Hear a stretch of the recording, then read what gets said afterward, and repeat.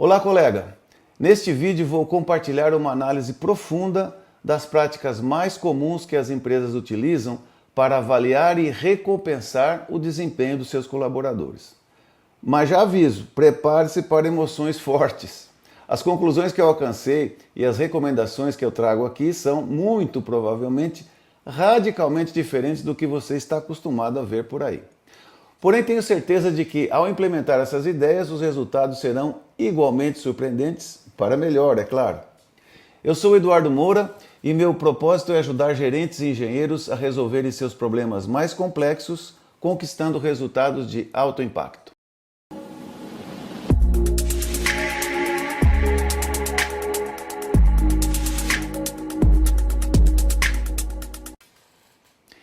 Essa análise surgiu durante a implementação da gestão por processos em 2 clientes meus quando chegamos aos processos de desenvolvimento de colaboradores. O que eu observei nessas 2 empresas reflete uma realidade muito comum na maioria das organizações, independentemente do setor ou do tipo de negócio. Por isso eu acredito que o que eu vou apresentar aqui será, no mínimo, muito interessante para você. Então me acompanhe na apresentação destes slides, onde eu resumi toda a análise e as propostas resultantes. Vamos juntos explorar esse tema e descobrir como transformar essas práticas de forma realmente eficaz. Vamos lá. Bom, o ponto de partida aqui dessa análise é definir claramente o que a gente quer. Qual que é o que eu estou chamando aqui o estado ideal desejado. Para isso aqui tem uma frase que define o resultado final ideal, formulado da seguinte maneira. Nós queremos ter colaboradores de alto desempenho, que vivam os valores da empresa e trabalhem felizes e comprometidos com os objetivos do negócio. Agora, para que isso se dê, é necessário assegurar algumas condições, e aqui estão essas condições absolutamente indispensáveis. Primeiro, é necessário inculcar a ideologia empresarial em todos os colaboradores. Segundo, assegurar políticas e práticas coerentes com os valores da empresa em todos os aspectos do negócio. Terceiro, estimular o trabalho em equipe centrado na satisfação do cliente. Quarto, desenvolver as competências profissionais dos colaboradores de acordo com as necessidades da operação. E reconhecer as contribuições de equipes e indivíduos na conquista de resultados extraordinários. Qualquer uma dessas condições que faltar, a gente não consegue o resultado final ideal. Está de acordo comigo? Se não está, comenta aí no vídeo. E se está, comenta também, ok? Vamos lá. Bom, para fazer essa análise, eu me apoiei no método, o Thinking Process, o processo de raciocínio sistêmico da teoria das restrições. Porque se a gente não está ainda nesse estado ideal, assegurando absolutamente as condições e colhendo os benefícios desse resultado final ideal, então nós precisamos mudar alguma coisa, algum aspecto da realidade, provavelmente um aspecto ou aspectos importantes da nossa realidade têm que ser mudados para fazer isso aí. É aí que entra, então, o Thinking Process, o método de raciocínio lógico da teoria das restrições, que vai ajudar a gente a responder essas perguntas fundamentais num processo de mudança. Nós temos que melhorar a situação fazendo alguma mudança. Primeira pergunta é: por que mudar?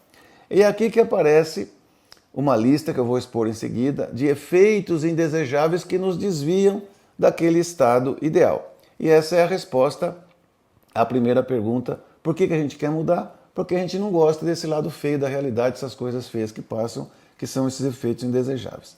Segunda pergunta relevante é: o que mudar? E aqui não é o que a gente pode mudar, porque você pode mudar tudo, né? Qualquer coisa você pode mudar. Mas o que a gente tem que mudar? Quais são, né, esses problemas de fundo, provavelmente um ou poucos problemas centrais, que estão por trás daqueles efeitos indesejáveis? Terceira pergunta é: como que a gente vai intervir na realidade, né? como que a gente vai direcionar o processo de mudança de maneira impactante e coerente. Então, para responder essa terceira pergunta, antes de mais nada, a gente precisa identificar quais são os paradigmas, qual que é o nosso mindset que provoca, no fundo, aqueles efeitos indesejáveis. Ou seja, quais são essas premissas ocultas aqui atrás do nosso pensamento que acabam guiando as nossas decisões e ações. E em função da identificação clara dos problemas de fundo, né, a gente vai definir que ações podem eliminar o problema central e, como consequência, se tudo sai desse problema ou problemas centrais, eliminando o problema central, então isso deve provocar uma transformação da realidade, né? O que é efeito indesejável na realidade atual passa a ser o oposto, efeito desejável na realidade futura. E finalmente, a quarta pergunta é como provocar a mudança. Aí é uma questão de, uma vez que a linha de intervenção, né, a linha de melhoria está clara, aí é simplesmente uma questão de estabelecer um plano de ação. Esse quarto ponto eu não vou desenvolver aqui, tá? Isso é muito particular de cada empresa, mas eu vou me concentrar na primeira, segunda e terceira pergunta com a análise e as conclusões e as recomendações que saem disso aí, ok? Então, para responder essa primeira pergunta, por que mudar, a gente vai mostrar aqui, né, uma lista de efeitos indesejáveis que saiu na discussão desses dois casos, né, com essas duas empresas, de modo independente, mas uma lista muito parecida com a realidade que vive praticamente qualquer empresa. Então vamos lá. Quais são esses chamados efeitos indesejáveis que nos desviam daquele estado ideal que a gente busca? Vou ler a lista então. Temos muitos colaboradores insatisfeitos. Temos lacunas importantes de competências em muitos colaboradores. Trabalhamos de maneira isolada. Estamos produzindo mercenários, quer dizer, gente que só mexe o traseiro se for colocando dinheiro no bolso deles. Muitos colaboradores trabalham inseguros de que seu salário mensal será suficiente para suas necessidades, porque tem aquela questão da remuneração variável, né? Com certa frequência, os vendedores empurram vendas para os clientes a fim de cumprir o orçamento ou as metas de vendas do mês. Com certa frequência, os vendedores fazem o oposto, retêm pedidos para o próximo mês, se é que eles já cumpriram as metas do mês, né? O orçamento. A comunicação, colaboração e trabalho em equipe entre áreas e indivíduos é cronicamente deficiente. Sem comentar que isso depois dá origem a muito reprocesso, né, e atividade custosa de apagar incêndios. Observe, né, que esses problemas, eu tenho certeza que você, na sua realidade de trabalho, na sua empresa, tem vários deles. Não digo todos, né, mas uma boa parte desses efeitos estão aí, tá? Então, agora vamos ver o que está por trás disso. Tá? Vamos para a segunda discussão aqui. Tá?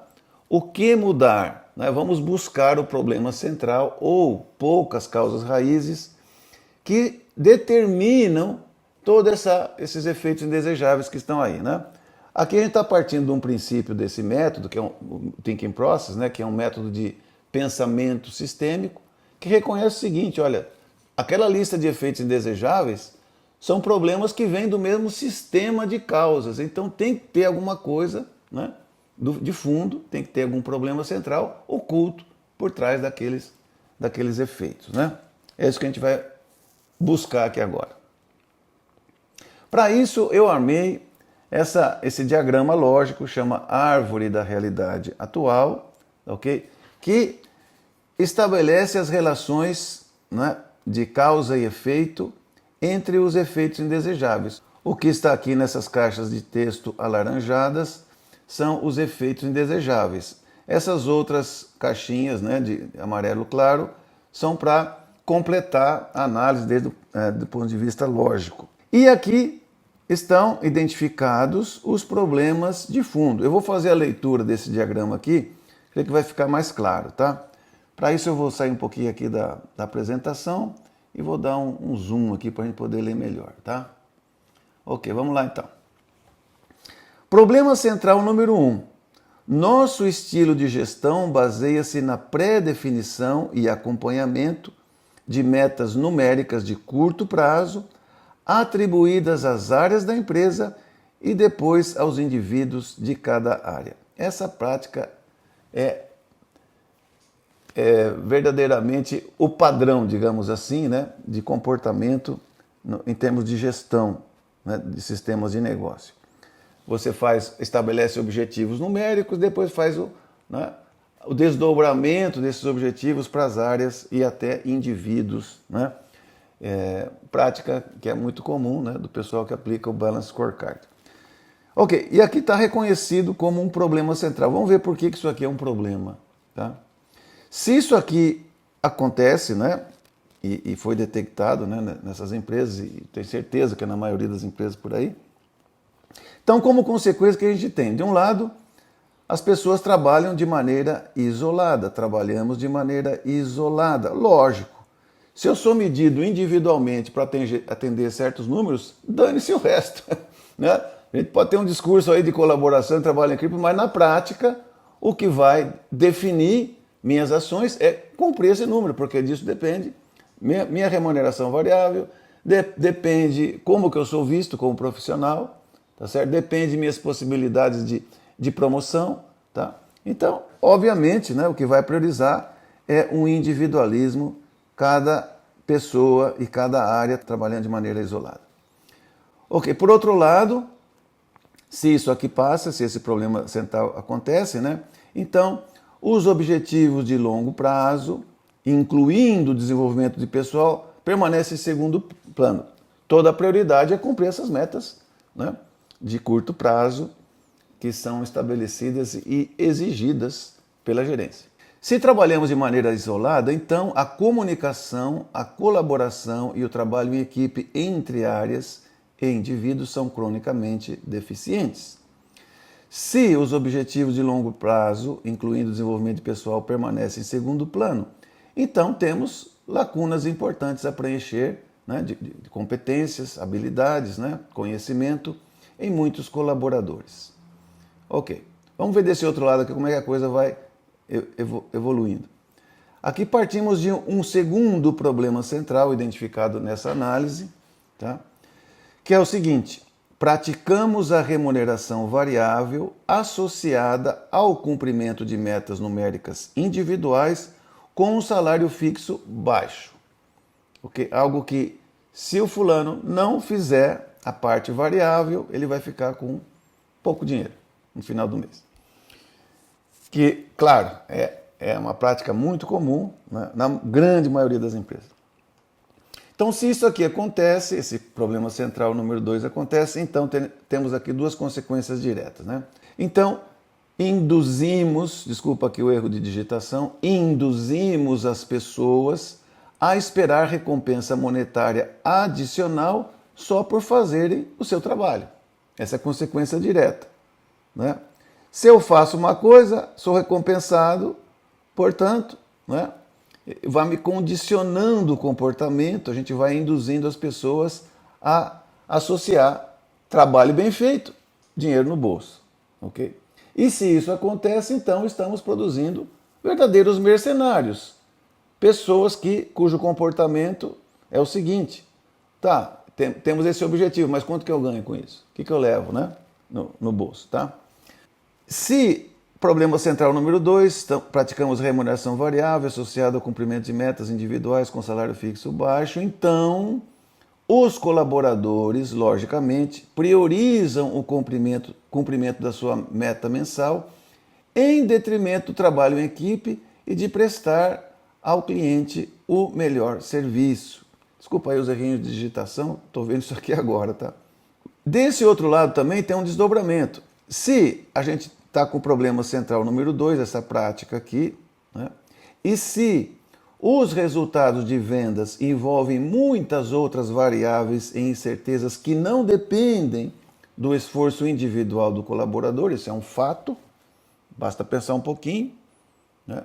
Então, se você vai alcançar ou não a sua meta, né, de vendas, por exemplo, no final do mês, é uma coisa altamente incerta. Ninguém tem certeza. Então, muitos funcionários trabalham sem ter certeza de que seu salário mensal, que inclui a remuneração variável, será suficiente para as suas necessidades. Ok, vamos lá. Continuando então com essa análise. Deste lado aqui, se a comunicação, a colaboração e o trabalho em equipe entre áreas e indivíduos são cronicamente deficientes e se temos lacunas importantes de competências, né, a preencher em muitos colaboradores, e se muitos funcionários trabalham sem ter certeza de que seu salário mensal será suficiente para as suas necessidades, então temos muitos colaboradores insatisfeitos. Isso aqui contribui para um aumento da insatisfação no ambiente de trabalho. Desse outro lado aqui, se os colaboradores priorizam o cumprimento da sua meta mensal em detrimento do trabalho em equipe e de prestar ao cliente o melhor serviço, então muitas vezes os vendedores retêm pedidos para o próximo mês se já tiverem atingido sua meta. E também, então, muitas vezes os vendedores empurram as vendas aos clientes para cumprir a meta do mês, porque a prioridade é isso que está aqui abaixo. Ok, então aí vamos subindo, né, nessa relação de causa e efeito. Se temos muitos colaboradores insatisfeitos e se a comunicação, a colaboração e o trabalho em equipe entre áreas e indivíduos são cronicamente deficientes e se estamos produzindo mercenários, então a eficiência operacional é baixa. Tudo isso compromete, né, a eficiência operacional. Se a eficiência operacional é baixa e se muitas vezes os vendedores retêm pedidos para o próximo mês, se já tiver atingido sua meta, e se muitas vezes os vendedores empurram as vendas aos clientes para cumprir a meta do mês, então o serviço ao cliente é deficiente. Ok? Tá aí as consequências, né? Relacionando todos os efeitos indesejáveis, relacionando a existência desses dois problemas de fundo, dois problemas centrais que são práticas gerenciais praticamente padrão na indústria. Vamos questionar isso aí agora. Vamos para a terceira pergunta. Ok, como que eu intervenho, uma vez confirmado esses dois problemas e o seu desdobramento negativo, o que a gente vai fazer, né? Que direção a gente deve dar a um processo de mudança? Para fazer isso, como eu já disse, a gente deve, né, questionar as premissas que sustentam aqueles problemas, aquelas práticas gerenciais. Tá? É o que eu vou fazer aqui agora. Partindo dessa frase aqui do Einstein, né? Não podemos resolver nossos problemas com o mesmo pensamento que usamos quando os criamos. Então, aquelas práticas gerenciais tão comuns, praticamente o padrão de gerenciamento na esmagadora maioria das empresas, é um problema de fundo porque reflete uma filosofia, a forma como a gente vê as pessoas, né, e se posiciona com relação à realidade de trabalho. Vamos questionar isso aí então, né? E aqui é importante destacar, né, o poder que tem essas coisas que a gente coloca aqui na cabecinha aqui atrás, muitas vezes inconscientemente, a gente aceita isso como verdade, e o desdobramento que isso produz, né, especificamente aqui no caso, no ambiente empresarial. Então existem essas premissas, esses paradigmas de gestão, ok? E é isso que vai guiar as nossas decisões, entre elas o estabelecimento de certas políticas no ambiente de trabalho, como essas que a gente acaba de ver como problemas centrais, né? Para assegurar que essas políticas sejam cumpridas, a gente estabelece medições, okay? Indicadores de desempenho. E as pessoas reagem a essas medições, a esses indicadores, né, de desempenho, com ações, reações, comportamentos, tá certo? Que vão se consolidando a médio e longo prazo. Essa soma coletiva, né, social dentro da empresa, desses comportamentos, ações e os resultados que isso traz, acaba se consolidando ao longo do tempo com uma cultura organizacional. Tá? Então aqui você pode ver o poder que tem essas premissas de fundo, esses paradigmas gerenciais no estabelecimento de uma cultura organizacional. Quando a gente parte de premissas boas, saudáveis, tá certo? Você vai estabelecer como gestor, como líder, uma cultura organizacional de excelência, uma cultura organizacional que traz e consolida resultados. Caso contrário, se existem premissas não coerentes com a realidade, premissas falsas, tá? Então você vai ter problemas no ambiente empresarial, né, e na própria cultura organizacional. É isso que nós vamos ver aqui. Então vamos buscar quais são essas premissas de fundo por trás desses problemas, iniciando aqui com o nosso problema central número 1, que diz o seguinte: nosso estilo de gestão baseia-se na pré-definição e acompanhamento de metas numéricas de curto prazo, atribuídas às áreas da empresa e depois aos indivíduos de cada área. O que está por trás disso aí? Qual que é a premissa, né, por trás disso aí? Premissa de fundo que justifica essa ação, essa decisão de atuar dessa maneira, tá? É o que eu chamo o paradigma da fragmentação. Esse paradigma consiste no seguinte: olha, fazer gestão de um sistema de negócio é uma coisa complexa, então vamos nos organizar. Então, cada um na sua área de especialidade, a gente divide a complexidade em áreas, tá certo?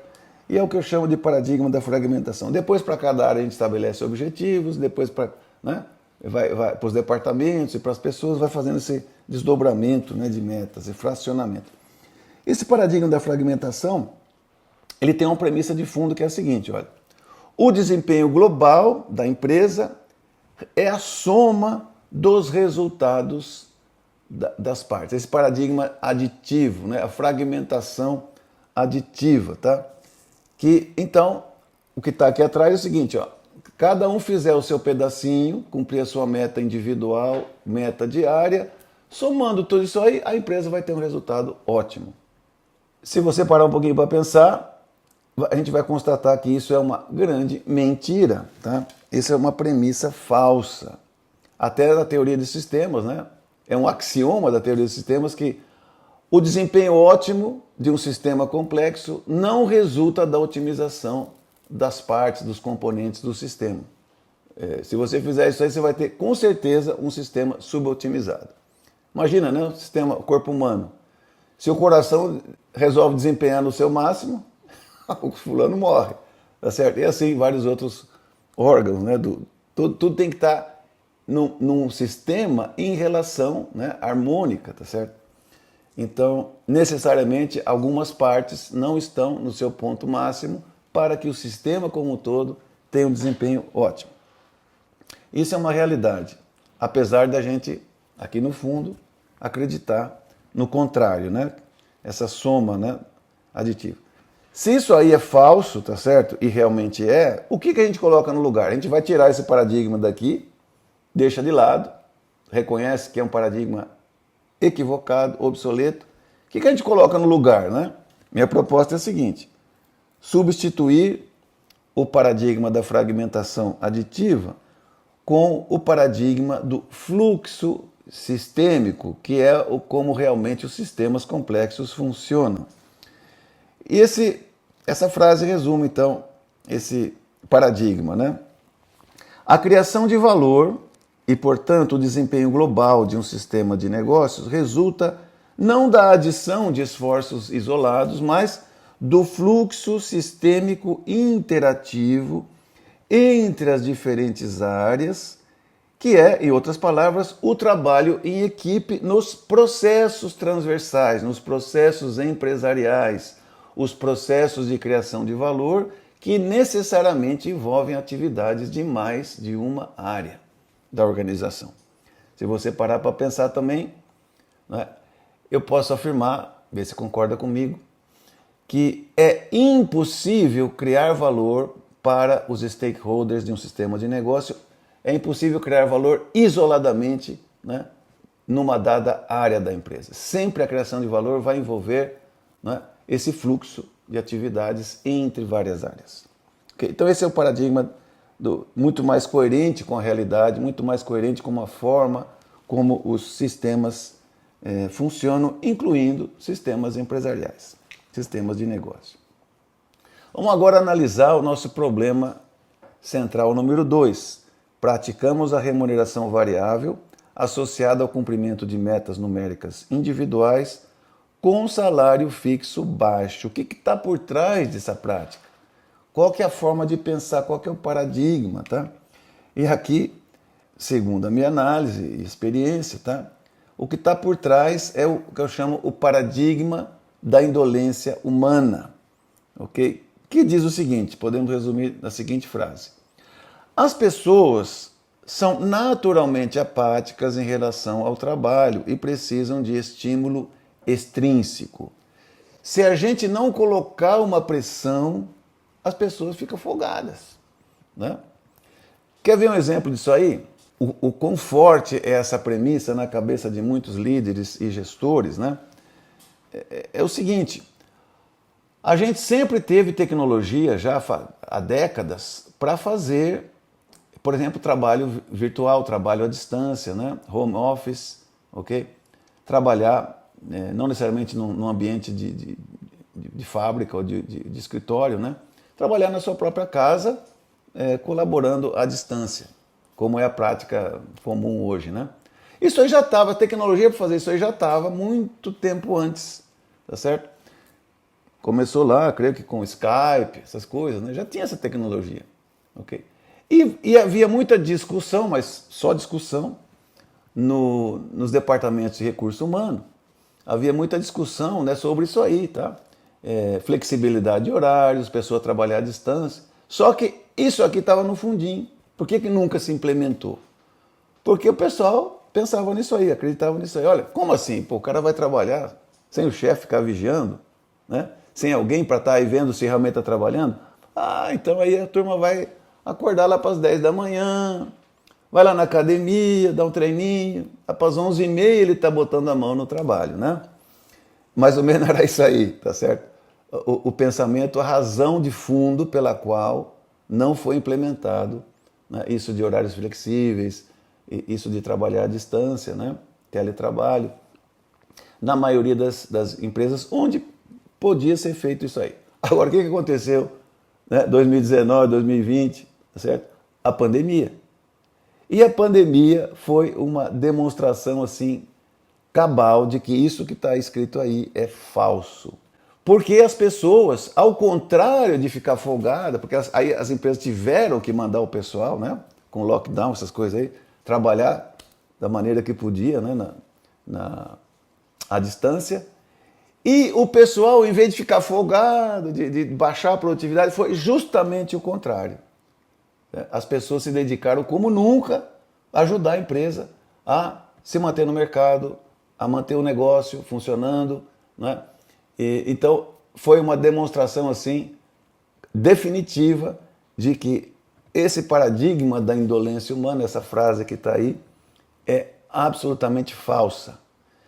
E, ao mesmo tempo, confirmando o que os psicólogos organizacionais chamam de motivação intrínseca. As pessoas, a realidade da motivação intrínseca, as pessoas nascem com o desejo e o direito de sentir orgulho do seu trabalho, das suas realizações, que é justo o oposto disso aí. Tá? Então, isso aqui é uma premissa falsa, é uma grande mentira, ok? E se os gestores reconhecem isso, né, e abandonam esse pensamento, o que vai colocar no lugar? Paradigma substituto. É o que o Goldratt chama de bondade inerente, né? É o que o Deming e outros psicólogos organizacionais chamam, né, de motivação intrínseca. Podemos resumir esse paradigma da bondade inerente nessas duas constatações aí. As pessoas são boas e, além do mais, não são estúpidas. Tá? Existe, como já disse, a motivação intrínseca, o desejo e o direito inato de sentir orgulho pelo seu trabalho. É isso que deveria ser considerado. Se a gente adota esse princípio da bondade inerente, esse novo paradigma, novo entre aspas, né, as coisas se simplificam de uma maneira assim brutal. Em vez de ter aí todo um esquema sofisticado de motivadores extrínsecos, o que nós como líderes, como gestores temos que fazer é remover as barreiras contra a motivação. Coisas que a gente mesmo coloca, né, e que acabam abafando, sufocando a motivação intrínseca.